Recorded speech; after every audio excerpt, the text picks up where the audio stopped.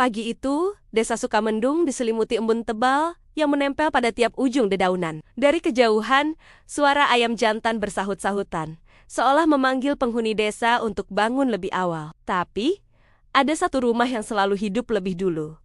Rumah kakek Ranu Wiraprana, lelaki berusia hampir 80 tahun, dengan punggung sedikit membungkuk dan rambut perak selebat kabut. Matanya tajam, seolah menatap masa lalu yang jauh. Kakek Ranu dikenal pendiam, bicaranya jarang, tapi sekali membuka mulut, setiap kata terasa mengandung dunia. Dulu, ia adalah pegawai kecamatan yang sangat dihormati. Tak ada dokumen, data, atau arsip yang tidak pernah melewati tangannya. Ia hafal aturan, prosedur, bahkan kapan laporan keuangan seharusnya diperiksa. Setelah pensiun, ia lebih banyak menghabiskan waktu merawat kebun kecil di samping rumahnya, sambil sesekali membaca koran lama. Namun dalam kesunyian hari tuanya, ada sesuatu yang mengusik.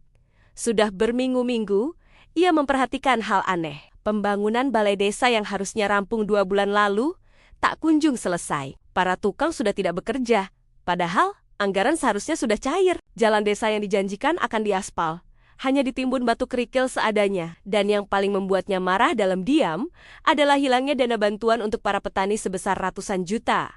Warga mengeluh, tapi memilih pasrah. Semua laporan mentok, semua pertanyaan dijawab dengan senyum, dan semua keluhan berakhir sebagai angin lalu. Sesuatu di dalam diri kakek Ranu mendidih. Semakin ia melihat ketidakberesan itu, semakin ia sadar, ini bukan sekadar salah kelola, ini korupsi. Dan bukan korupsi kecil, ini korupsi yang dirancang dan disembunyikan dengan rapi oleh orang-orang yang mengira dirinya sudah renta dan tak lagi bergigi. Salah satu orang yang paling ia curigai adalah Kepala Desa Sukamendung, seorang lelaki muda bernama Ardiksa Mahendra. Gayanya necis, jam tangannya mahal, dan sepatunya lebih pantas dipakai di kota besar. Gaya hidupnya tak pernah cocok dengan gajinya. Setiap kali warga bertanya soal dana desa, jawabannya selalu melayang seperti asap. Sedang diproses. Aturannya berubah. Masih tunggu kabupaten. Tapi tidak bagi kakek Ranu. Sejak muda, ia belajar bahwa korupsi itu seperti tikus di lumbung padi. Tak terlihat, tapi meninggalkan jejak kecil. Dan jejak itu selalu bisa ditemukan oleh orang yang mau benar-benar melihatnya. Pagi itu, kakek Ranu duduk di beranda, memegang secangkir teh panas. Ia memandang lurus ke arah balai desa yang terbengkalai. Catnya mengelupas. Besi rangkanya dibiarkan berkarat. Tidak masuk akal, gumamnya. Tidak ada alasan logis bangunan ini terbengkalai, kecuali dananya digelapkan.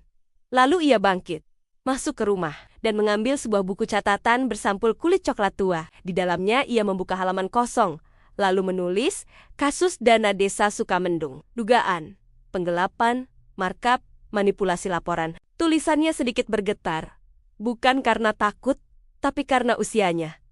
Namun semangatnya justru makin menyala. Ia memperkirakan alokasi dana, proyek balai desa 800 juta, bantuan pupuk 350 juta, perbaikan jalan 500 juta, total hampir 2 miliar. Dan tak ada satu pun yang terwujud. Siang itu, desa mendadak gaduh. Sebuah truk hitam berhenti di lapangan. Dari dalam, turun Kepala Desa Ardiksa. Mulai besok, pembangunan balai desa kita lanjutkan. Ada sedikit kendala teknis, tapi semua sudah beres, ujarnya dengan senyum menawan. Kakek Ranu mendekat perlahan. Mata Kepala Desa menangkap kehadirannya. Senyumnya melemah sepersekian detik. Kakek Ranu, ucap Ardiksa sopan. Ada yang ingin disampaikan? Kakek Ranu menatapnya lama. Tentu saja ada, jawabnya tenang. Tapi nanti saja aku bicara, tidak di depan orang ramai. Kardika tersenyum lagi. Kali ini, ada ketegangan di rahangnya. Malam itu, kakek Ranu duduk di meja kayu tua, dikelilingi lembar-lembar kertas dan foto-foto bukti. Ia mulai membandingkan. Harga bahan bangunan 3 kali lipat lebih mahal di laporan. Jumlah tukang tidak sesuai. Pembelian semen dilaporkan 20 ton lebih banyak. Pupuk bantuan petani tercatat sudah dibeli. Padahal, tak ada satu karung pun diterima warga. Semua ini cukup untuk mencurigai, tapi belum cukup untuk membuktikan. Ia harus mendapatkan dokumen asli dari kecamatan. Ia berjalan ke jendela. Di luar, bulan menggantung seperti mata pengawas. Namun saat itulah, ia menyadari sesuatu. Ada bayangan seseorang berdiri di depan gerbang rumahnya. Gelap, diam, tidak bergerak. Kakek Ranu menahan napas, menatap sosok itu tanpa gentar. Lalu bayangan itu mundur perlahan dan menghilang. Kakek Ranu mengernyit. Jadi, kau mulai memperhatikan gerak-gerikku, bisiknya pada diri sendiri. Bagus. Artinya, aku sedang berada di jalur yang tepat. Ia kembali duduk, menulis satu baris baru di catatannya. Seseorang sedang mengawasi. Berhati-hatilah. Malam itu, penyelidikan seorang kakek tua baru saja memicu sesuatu yang jauh lebih berbahaya. Karena korupsi yang ia kejar bukan korupsi biasa. Ini jaringan. Dan ada orang besar di belakangnya. Mereka tidak akan tinggal diam. Terima kasih sudah menonton. Jika kalian penasaran dengan kelanjutan perjuangan kakek Ranu, jangan lupa subscribe dan nyalakan notifikasinya. Sampai jumpa di video berikutnya. Sehari setelah melihat bayangan misterius itu, kakek Ranu bangun jauh lebih pagi dari biasanya. Udara masih gelap dan dingin menusuk tulang. Ia mengenakan jaket tebalnya, mengambil beberapa dokumen penting, lalu memasukkannya ke dalam tas kulit kecil yang sudah usang. Tas yang hanya ia gunakan saat bepergian jauh. Tujuannya hari ini satu. Kantor kecamatan. Ia harus mendapatkan salinan laporan dana desa. Tanpa itu, semua kecurigaannya hanyalah dugaan, bukan bukti yang kuat. Saat ia berjalan menyusuri jalan setapak yang basah oleh embun, suara gesekan daun terdengar seperti bisikan rahasia. Desa masih terlelap dalam tidurnya. Bahkan ayam jantan pun belum memulai tugasnya. Langkah kakek Ranu perlahan namun pasti. Penuh keyakinan seolah ia tahu, sedang memasuki sebuah pertarungan besar. Setibanya di kantor kecamatan, gerbang besi yang tinggi masih tertutup rapat. Hanya ada satu orang lain yang datang sepagi itu. Sekretaris kecamatan, Raden Surya. Dulu, Surya adalah bawahan kakek Ranu. Seorang pemuda yang sangat menghormatinya. Begitu melihat kakek Ranu, Surya yang sedang memegang kunci langsung terkejut. Pak Ranu, aloh, sudah lama sekali tidak bertemu Bapak. Kenapa datang sepagi ini? Aku butuh bicara. Penting. Jawab kakek Ranu dengan suara tegas. Surya mengangguk mengerti, lalu segera membuka gerbang. Mereka masuk ke dalam kantor yang sepi, melewati Mahamaya Kusam yang ditumpuki map coklat dan foto-foto camat yang sudah berganti 3 kali sejak kakek Ranu pensiun. Di ruang arsip, bau kertas tua yang khas menyambut mereka, seperti aroma nostalgia masa lalu. Apa yang Bapak cari? Tanya Surya. Salinan laporan dana desa Sukamendung 3 tahun terakhir. Surya menghela napas panjang, tampak berat. Pak Ranu, untuk apa? Ada ketidakberesan. Jawab kakek Ranu jujur, dan aku berniat membongkarnya. Seketika, wajah Surya berubah. Ia terdiam, seolah mendengar sesuatu yang terlalu berbahaya untuk diucapkan di pagi yang sunyi ini. Saya sudah memikirkan hal yang sama, Pak. Katanya lirih. Tapi saya tidak berani bertindak. Kenapa? Karena kepala desa tidak bekerja sendirian. Ada orang dari kabupaten yang melindunginya. Jika Bapak bergerak, mereka tidak akan tinggal diam. Kakek Ranu menatap lurus mata Surya. Aku tidak peduli. Setelah hening sejenak, Surya akhirnya mengajak kakek Ranu ke rak arsip. Namun, ketika ia menarik laci kayu yang besar, wajahnya langsung berubah pucat pasi. Pak, ini aneh sekali. Apa? Arsip Sukamendung hilang. Kakek Ranu maju dan memeriksa sendiri. Ruang di dalam laci itu benar-benar kosong. Bahkan label namanya pun tercabut paksa. Yang tersisa hanyalah serpihan kertas robek yang jatuh seperti debu. Mereka sudah kesini, gumam kakek Ranu. Matanya menajam. Mereka tahu aku akan mencari ini. Surya menelan ludah, rasa takut mulai menjalari dirinya. Ada satu tempat lagi yang mungkin menyimpan salinan, katanya perlahan. Ruang arsip digital, tapi itu butuh akses admin. Kalau ketahuan, saya bisa kehilangan pekerjaan. Kakek Ranu mengangguk. Aku tidak akan memaksamu, tapi pikirkan satu hal. Jika tidak ada yang berani melawan, korupsi ini akan menghancurkan desa kita. Warga percaya pada kita, orang-orang tua dan pejabat lama, untuk memperjuangkan yang benar. Kata-kata itu menusuk hati Surya. Ia menunduk lama, lalu mengambil keputusan. Baik, Pak. Tapi kita harus cepat. Di ruang server yang kecil dan pengap, Surya menyalakan komputer arsip digital. Kakek Ranu berdiri tegang di belakangnya. Saat Surya mengklik folder Sukamendung, muncul 5 subfolder infrastruktur. Bantuan petani, pembangunan jalan, program sosial, dan laporan transfer dana. Namun, ketika folder infrastruktur dicoba dibuka, muncul pesan error file corrupted, data tidak dapat diakses. Surya mencoba folder lain dengan panik. Hilang, semuanya rusak, gumamnya. Suaranya bergetar. Semua file rusak, kecuali satu, laporan transfer dana. Surya mengkliknya, dan muncullah satu dokumen. Tanggalnya 3 bulan lalu. Laporan terakhir yang masuk. Mata tua kakek Ranu membaca setiap baris dengan teliti, lalu melebar karena terkejut. Terlalu besar. Angkanya terlalu besar, bisiknya. Besar bagaimana, Pak? Mereka melaporkan dana pembangunan balai desa sudah digunakan 90%. Padahal bangunannya baru jadi 20%. Surya menggeleng tak percaya. Ini bukti, Pak. Ini sudah sangat jelas. Tidak cukup. Jawab kakek Ranu. Bukti harus bisa berdiri sendiri. Kita butuh rekening bank, tanda tangan, dan dokumen pengesahan asli. Surya tampak ragu. Bapak mau mengambilnya dari siapa? Seseorang di desa yang pasti menyimpan salinan asli. Orang yang tidak akan mereka curigai? Siapa, Pak? Kakek Ranu tersenyum tipis. Bendahara desa. Surya terpaku. Pak, bendahara desa itu kakaknya kepala desa. Justru itu, kata kakek Ranu. Iya, tidak mungkin menyangka ada kakek tua sepertiku yang akan datang. Siang itu, kakek Ranu pulang dengan langkah mantap. Ia kini punya petunjuk pertama dan target yang harus ia datangi malam nanti. Tapi ia tidak sadar, setiap gerak-geriknya diawasi. Seseorang dari balik kaca mobil hitam telah mengikutinya sejak tiba di kecamatan. Orang itu berbicara di telepon dengan suara dingin. Lapor, Pak. Kakek tua itu mulai bergerak. Dia sudah masuk ke kecamatan. Suara di seberang menjawab. Jangan biarkan dia dapat bukti apapun. Awasi terus. Jika dia mendekati bendahara, berikan peringatan. Telepon ditutup. Mobil hitam itu terus membuntuti kakek Ranu. Meski merasakan hawa tidak enak, ia tetap berjalan tegak.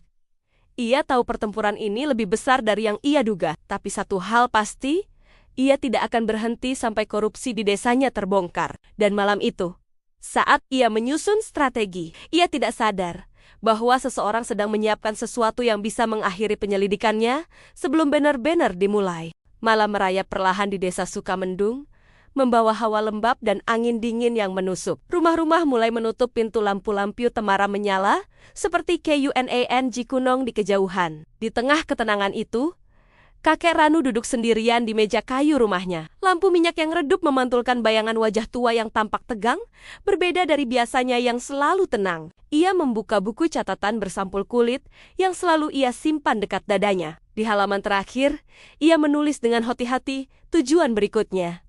Bendahara desa, Bima Mahendra.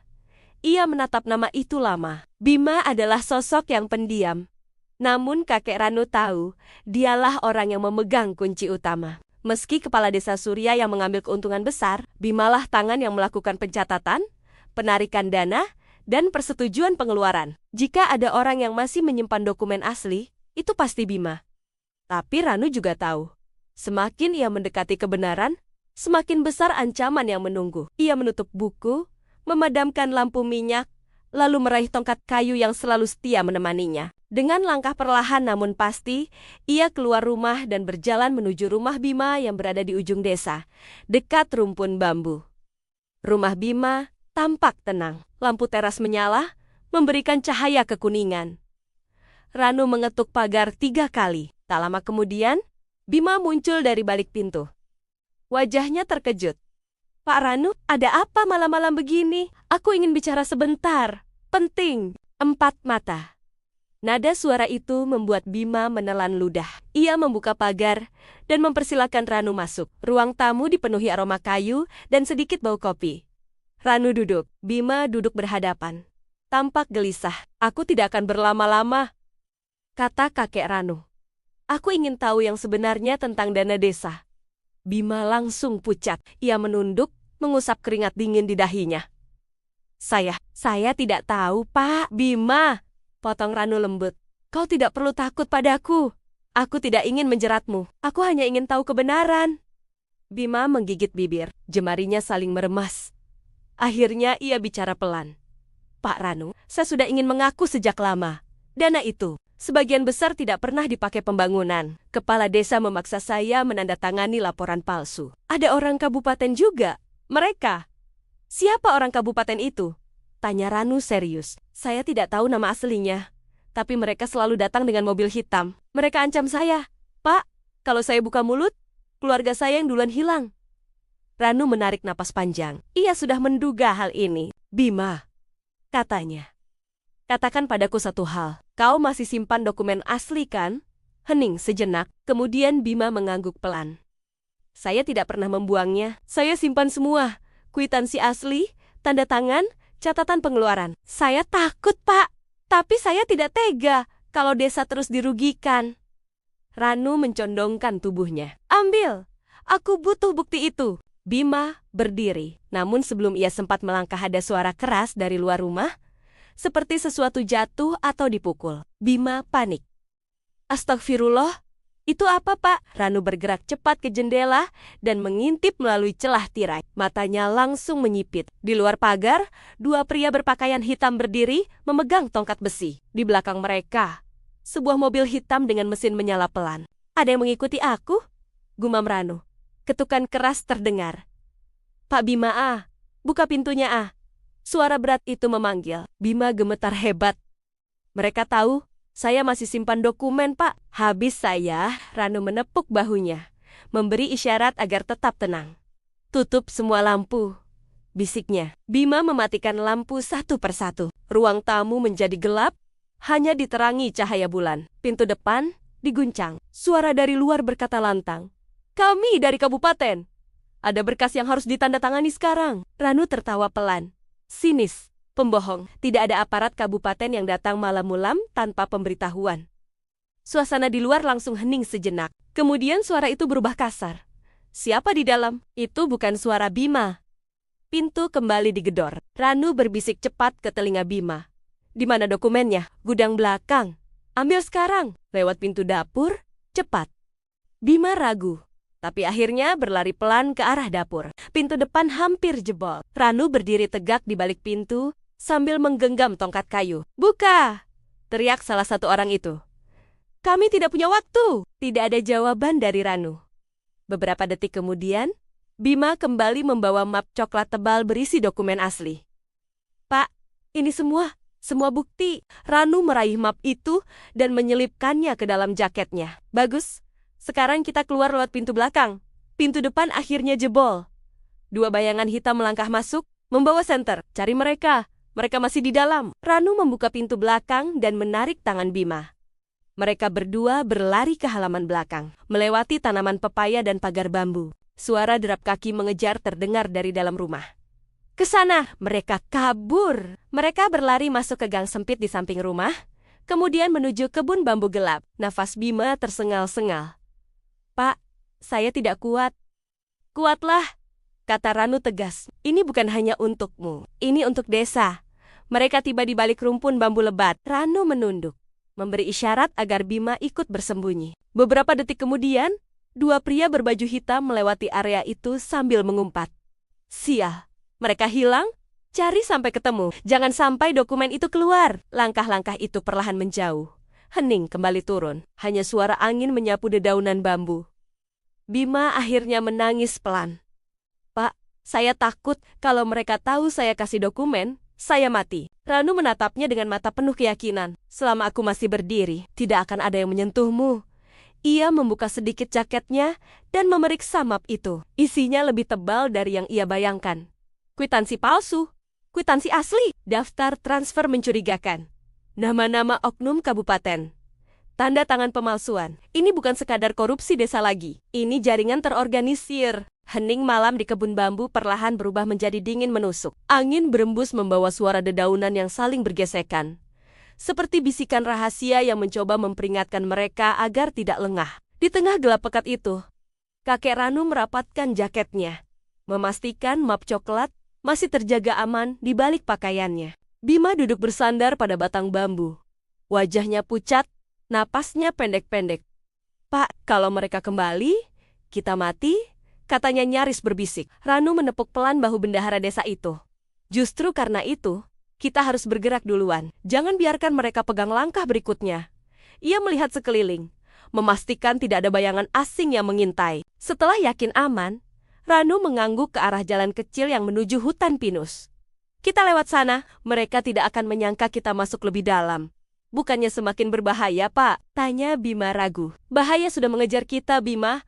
Pilihan kita cuma bergerak atau ditangkap. Dengan terpaksa, Bima mengikuti. Keduanya menyelinap keluar dari rimbunan bambu, berjalan cepat menyusuri jalan setapak yang gelap, menuju hutan pinus yang menjulang tinggi, seperti menara bayangan. Sementara itu, dari kejauhan, Lampu-lampu senter dari orang-orang yang mengejar mereka tampak semakin menjauh. Mereka berjaga di sekitar rumah. Jelas mengira Ranu dan Bima kabur ke arah perkampungan. Sebuah kesalahan fatal bagi para pengejar itu. Hutan pinus ini hening, kecuali suara ranting yang patah saat mereka injak. Bau tanah basah dan getah pohon menyambut mereka saat memasuki area yang lebih teduh. Langkah Ranu mantap, sementara Bima terlihat berusaha keras menahan kepanikannya. "Pak Ranu," kata Bima. Suaranya bergetar. "Sebenarnya, sejak kapan Bapak curiga soal dana desa ini?" "Sejak 5 tahun lalu," jawab Ranu datar, tanpa menoleh. 5 tahun? Bima terkejut. "Ya, saat itu pembangunan jembatan pertama kali mandek. Alasannya selalu sama, anggaran kurang, tapi aku lihat sendiri, dana dari pusat cair lebih dari cukup untuk membangun 3 jembatan. Bima mengusap wajahnya, penuh penyesalan. Saya bodoh, Pak. Saya pikir itu hanya permainan biasa di tingkat desa, tapi ternyata mereka akan menghilangkan siapapun yang tahu terlalu banyak," potong Ranu dengan cepat. "Benar," gumam Bima. "Bahkan saya pernah dipaksa menandatangani laporan palsu." Ranu berhenti mendadak. Ia berbalik dan menatap Bima dengan sorot mata yang tegas. "Kau mungkin takut, Bima, tapi keputusanmu menyimpan dokumen itu adalah awal dari keadilan." Bima menunduk. Kata-kata Ranu seolah memberinya sedikit kekuatan. Namun, percakapan mereka berhenti seketika ketika keduanya mendengar suara langkah kaki yang cepat dari arah belakang. Krek, krek, krek. Semakin dekat. "Mereka lebih dekat dari yang kita kira," bisik Ranu. Bima langsung menahan napas. Ranu menariknya, menyelinap ke balik pohon pinus besar yang batangnya kokoh. Dari sana, mereka bisa melihat 3 bayangan manusia menyusuri jalan setapak. Sinar senter mereka menyapu tanah, mencari jejak kaki. "Cek ke arah hutan," perintah salah satu dari mereka dengan suara berat. Bima refleks menutup mulutnya sendiri agar suara napas paniknya tidak terdengar. Beberapa detik yang terasa seperti 1 jam berlalu dalam keheningan yang mencekam. Sampai akhirnya, para pengejar itu bergerak menjauh ke arah kiri, menjelajahi jalur lain di dalam hutan. Begitu suara langkah mereka menghilang, Ranu mencolek bahu Bima. "Kita harus sampai ke rumahku sebelum fajar." "Kenapa, Pak?" "Karena setelah fajar terbit, mereka akan mencari kita di seluruh desa. Dan dari sana, mereka melanjutkan perjalanan panjang menembus hutan, menuju rumah kakek Ranu yang terletak di sisi lain desa. Sebuah tempat yang mungkin menjadi titik aman terakhir sebelum badai besar benar-benar pecah." Saat fajar mulai menyingsing, mereka akhirnya tiba. Rumah kakek Ranu tampak kecil dan sangat sederhana, seolah tidak menyimpan apapun yang berharga. Namun bagi Ranu, rumah itu adalah benteng pertahanan terakhirnya. Bima duduk terkulai di kursi kayu, kelelahan dan ketakutan. "Pak, apa rencana Bapak sekarang?" Ranu membuka map coklat itu di atas meja, merapikan isinya dengan tenang. "Bima, kau percaya padaku?" Bima mengangguk lemah. Matanya tak lepas dari dokumen-dokumen itu. "Kita tidak bisa hanya mengandalkan polisi kabupaten. Terlalu banyak yang terlibat. Kita butuh seseorang yang tidak bisa disuap dan tidak bisa diancam." "Siapa orang itu?" Ranu menatapnya lama, seolah mengukur keberanian pemuda di hadapannya. "Kita akan pergi ke wartawan pusat." Bima terbelalak. "Wartawan, Pak? Itu terlalu berbahaya." "Justru itu," jawab Ranu dengan nada mantap. "Cara satu-satunya agar mereka berhenti adalah membuat semuanya terang benderang. Jika berita ini keluar ke media nasional, mereka tidak akan bisa menyentuh kita sembarangan lagi." Bima menelan ludah, memandangi map itu seolah sedang memandang sebuah bom waktu yang siap meledak kapan saja. Ranu dengan tenang menutup semua dokumen itu, mengikatnya dengan seutas tali kecil. "Bersiaplah," katanya. "Untuk apa, Pak?" tanya Bima, masih diliputi kebingungan. "Untuk perang," jawab kakek Ranu. Dan ia tersenyum kecil. Senyum seorang lelaki tua yang siap menghadapi kekuatan besar dengan keberanian yang tidak pernah mati. Kisah mereka baru saja dimulai. Jangan lupa ikuti kelanjutan ceritanya dan subscribe channel ini agar kamu tidak ketinggalan. Terima kasih sudah menonton. Pagi menjelang siang, ketika matahari mulai meninggi, kakek Ranu dan cucunya, Bima, akhirnya meninggalkan desa mereka. Mereka mengendarai motor tua milik sang kakek, sebuah mesin lawas yang suaranya memang berisik, tapi tenaganya luar biasa tangguh. Di jok belakang, Bima memeluk erat sebuah map coklat dengan kedua tangan gemetar. "Pak, perjalanan ke kota kabupaten kan hampir 1 jam. Kalau mereka tahu kita pergi, Suara Bima terdengar cemas. Mereka pasti tahu, potong kakek Ranu dengan tenang namun tegas. Karena itulah, kita harus bergerak lebih cepat dari mereka. Motor tua itu pun melaju, menembus jalanan desa yang berkelok. Di kiri dan kanan, terhampar sawah-sawah luas yang bermandikan cahaya matahari pagi. Angin sepoi-sepoi menerpa wajah mereka, membawa aroma khas rumput dan tanah basah sisa hujan semalam. Suasana terasa damai, tapi ketenangan itu ternyata hanya sesaat. Begitu mereka memasuki jalan utama yang menghubungkan desa dengan kota kabupaten. Tiba-tiba dari arah belakang, terdengar deru mesin yang sangat keras dan mengancam. VROOOM.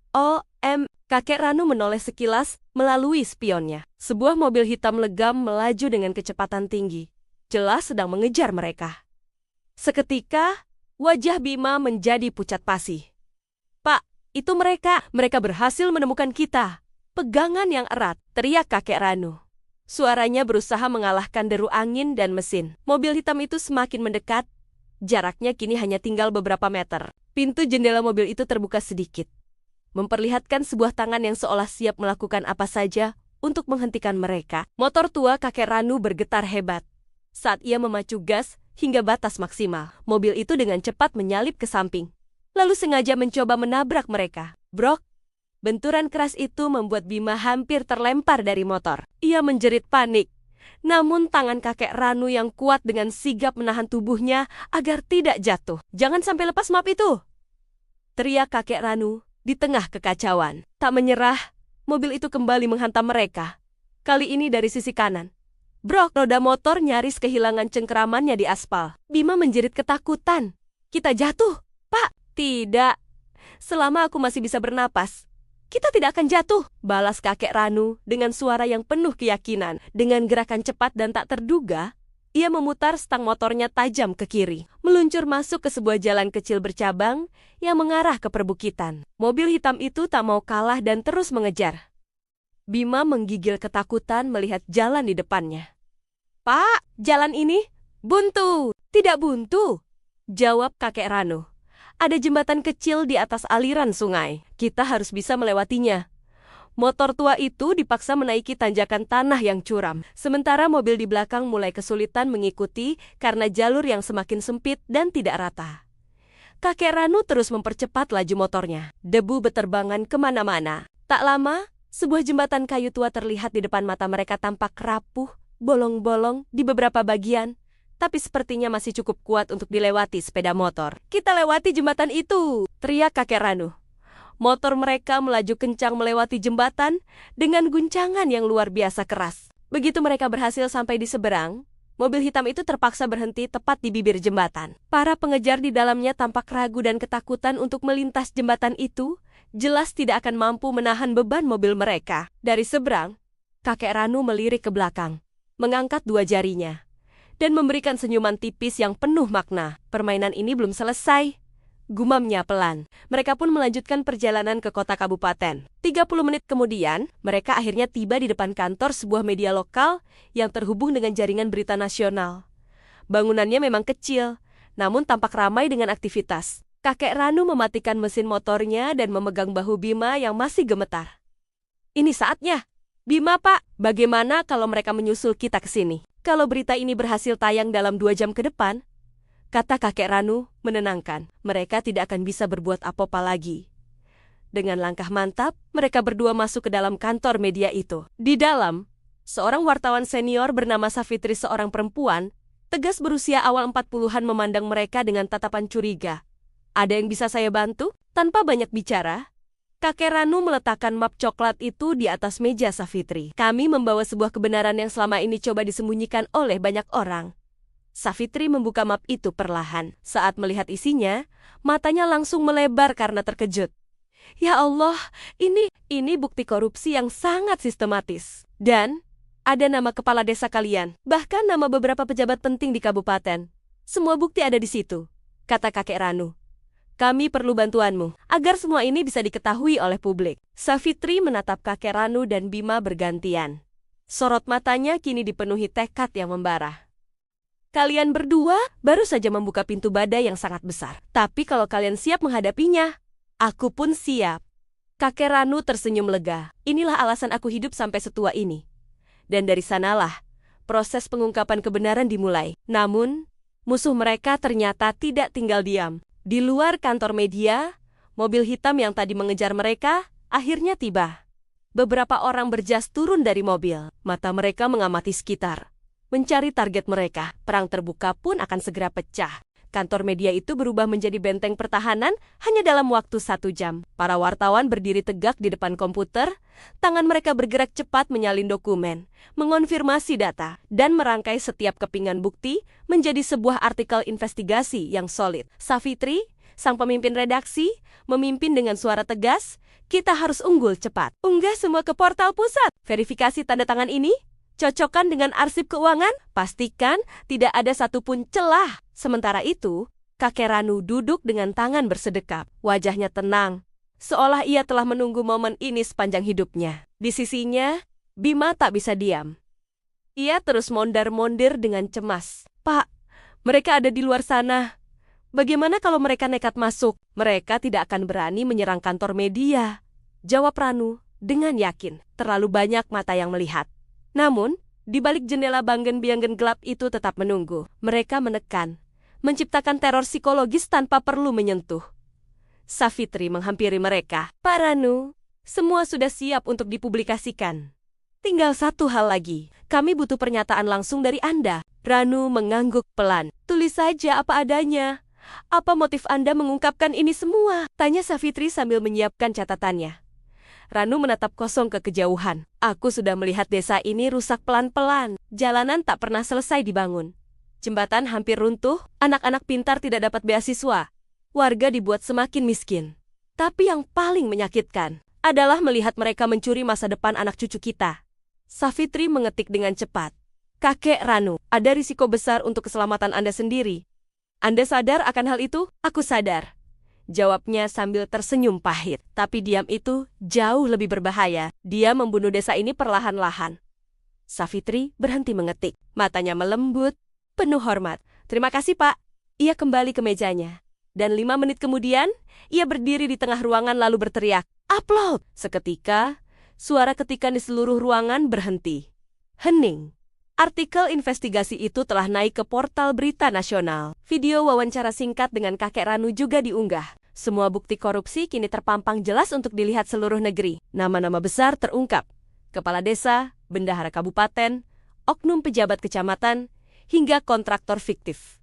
Seluruh jaringan mafia anggaran itu terbongkar. Dalam 5 menit, berita itu viral. Dalam 10 menit, reporter stasiun TV nasional sudah tiba di depan kantor media. 20 menit kemudian, polisi tingkat provinsi mulai bergerak. Dan dalam 1 jam, mobil hitam yang tadinya mengejar Ranu langsung pergi menghilang, takut tertangkap sorotan kamera. Bima menangis lega. Air mata yang tadinya tertahan, kini tumpah. "Pak, kita selamat. Kita benar-benar selamat." Ranu tersenyum tipis. "Perang ini belum selesai, Nak. Tapi kebenaran sudah mulai berjalan." Sore itu, beberapa pejabat ditangkap. Kepala desa yang selama ini bergaya bak raja kecil diborgol saat hendak melarikan diri. Warga desa keluar dari rumah mereka, menyaksikan penangkapan itu dengan mata berkaca-kaca. Ada yang marah, ada yang lega, dan ada yang hanya terdiam, tak percaya hari ini akhirnya datang. Ketika polisi tiba di kantor media, salah seorang perwira menghampiri kakek Ranu dan memberi hormat. "Terima kasih, Pak. Anda telah menyelamatkan desa Anda." Ranu hanya tersenyum dan berkata, "Aku hanya melakukan apa yang seharusnya dilakukan oleh seorang orang tua, menjaga masa depan anak-anak." Beberapa minggu berlalu, desa Sukamendung perlahan menjadi lebih damai. Dana desa yang sebelumnya hilang mulai dialokasikan kembali. Warga bergotong royong memperbaiki bangunan yang mangkrak. Jalanan desa akhirnya diaspal mulus. Anak-anak berprestasi mulai mendapatkan beasiswa yang layak. Dan kakek Ranu, ia kembali ke rutinitasnya. Duduk di beranda rumah kecilnya, menikmati teh hangat sambil menatap matahari terbenam. Bima sering datang berkunjung, membawa laporan terbaru tentang kemajuan desa. Setiap kali datang, ia selalu menunduk hormat. "Tanpa Bapak, saya tidak tahu hidup saya akan jadi apa."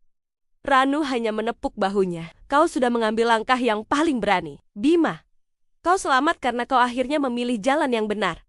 Dan begitulah hari berakhir. Angin sore meniup lembut dedaunan pinus, seolah memberi penghormatan kecil pada seorang lelaki tua yang berani berdiri melawan kejahatan.